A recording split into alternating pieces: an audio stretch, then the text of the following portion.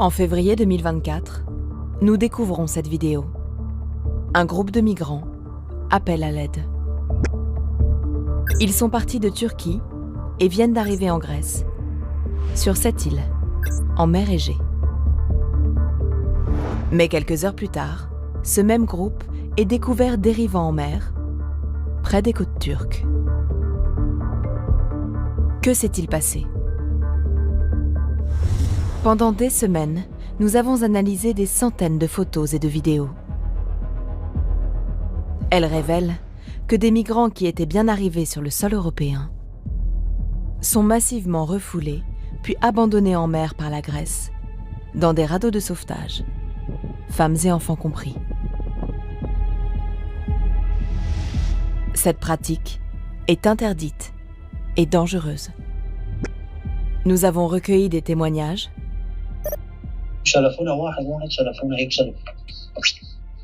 et découvert les efforts de la Grèce pour masquer les traces de ces pratiques. Notre enquête démontre le caractère systématique de ces refoulements en mer Égée et comment l'Union européenne, qui finance les gardes-côtes grecs, ferme les yeux sur ces violations des droits de l'homme. Le groupe de migrants est donc sur le sol européen. Ils ont le droit de faire une demande d'asile. Mais ils n'en auront pas la possibilité. Sur l'une de ces vidéos, les migrants s'inquiètent. وفي هون الشرطة بالبحر يعني كتير قريبة منا ويمكن ترجعنا الله يخليكم. Selon toute vraisemblance, le bateau de police dont ils parlent, que l'on voit ici,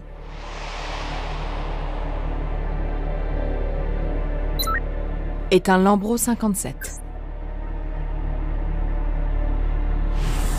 C'est l'un des bateaux des gardes-côtes grecs utilisés en mer Égée.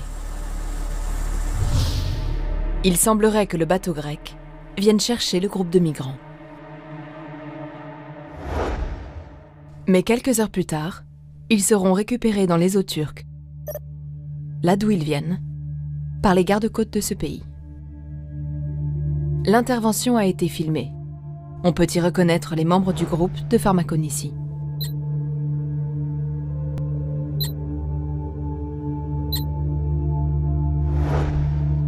Six heures après leur appel à l'aide en Grèce, ces migrants ont donc été retrouvés dérivant sur des radeaux de survie. Le groupe a été victime d'un pushback, un refoulement. Une pratique contraire au droit européen qui garantit le droit d'asile et interdit les expulsions collectives. Ahmed. Ils ont mis 26 personnes dans un radeau et nous ont laissés au milieu de la mer. En recoupant les informations qu'il nous a fournies, nous avons retrouvé ces images des gardes-côtes turcs. Il affirme qu'il s'agit bien du sauvetage de son radeau. Ahmed a bien voulu témoigner. Il raconte avoir été intercepté par les gardes-côtes grecs lors de sa traversée en septembre 2023.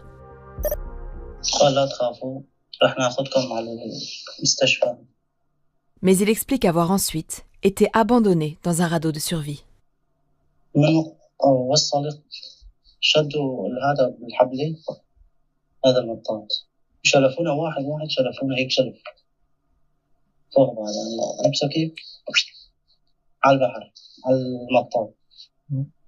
وكان ضيق وانت صغير كنا ننزل فوق بعض وراحوا. Ces pushbacks peuvent être dangereux. Certains radeaux sont surchargés, comme on le voit ici. Selon des rapports des gardes-côtes turcs, depuis 2020, au moins 14 personnes auraient perdu la vie noyées lors de refoulements à bord de radeaux de survie. Que répond le gouvernement grec à ces accusations? Nous avons posé la question au ministère des Affaires maritimes et de la politique insulaire, dont dépendent les gardes-côtes. Dans sa lettre de réponse, le ministère nie en bloc. Les actes illégaux présumés tels que ceux mentionnés dans votre demande ne font pas partie des pratiques opérationnelles de la garde côtière hellénique. Le gouvernement grec n'a aucune explication à la présence depuis 2020 de centaines de radeaux à la dérive en mer Égée. Nous avons même découvert que les autorités grecques font tout pour masquer les traces de cette pratique. Les gardes-côtes s'assurent que les migrants ne puissent pas filmer leur refoulement, comme en témoigne Ahmed. اجوا قال اعطونا التليفونات، اول شيء طلبوا التليفونات، قلنا تمام اعطيناهم اياها.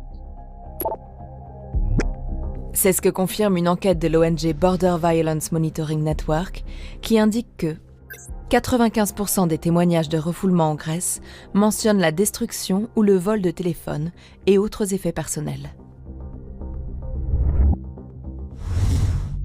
Les autorités grecques semblent aussi vouloir cacher l'origine des radeaux utilisés. Jusqu'en 2022, c'est une marque grecque, l'Alisas, qui apparaît sur les images.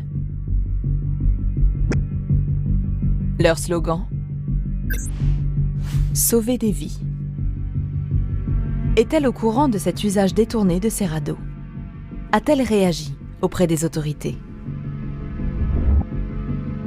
Contactée, l'entreprise ne nous a pas répondu sur ces points, mais semble ennuyée d'être associée à ces refoulements. Nous tenons à exprimer notre mécontentement et notre incrédulité face à l'utilisation du nom de notre entreprise d'une manière qui peut potentiellement nuire à sa réputation, en particulier lorsque le nom de notre entreprise est utilisé d'une manière qui insinue que nous sommes impliqués dans des activités illégales. Sur d'autres images, nous remarquons que les radeaux ont été découpés au niveau des logos, ici.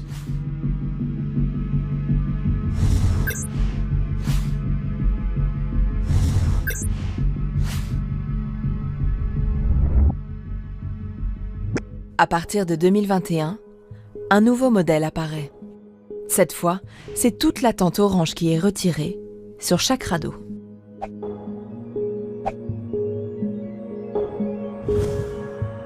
Selon un professionnel du secteur, qui souhaite rester anonyme, il s'agirait d'en masquer l'origine.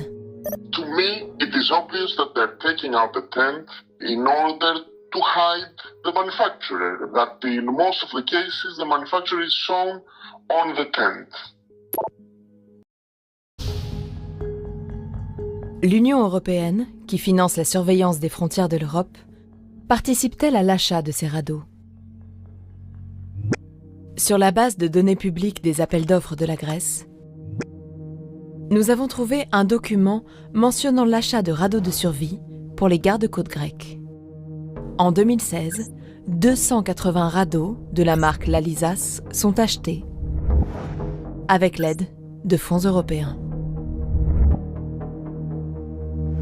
Sur certaines images de refoulement, on voit en effet que les radeaux l'Alisas utilisés ont été fabriqués en 2016. S'agit-il des mêmes radeaux ? Interrogée, la Commission européenne affirme qu'elle n'a pas connaissance de l'utilisation d'équipements financés par l'Union européenne dans des activités illégales. Elle aurait pourtant certainement les moyens de le savoir, grâce au numéro de série qui apparaît sous la date de fabrication.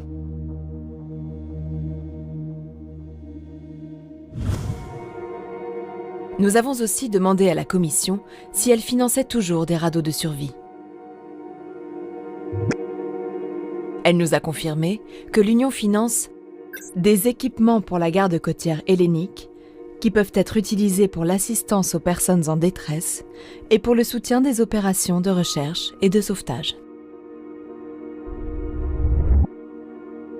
Ces financements sont au cœur d'une enquête lancée en 2023.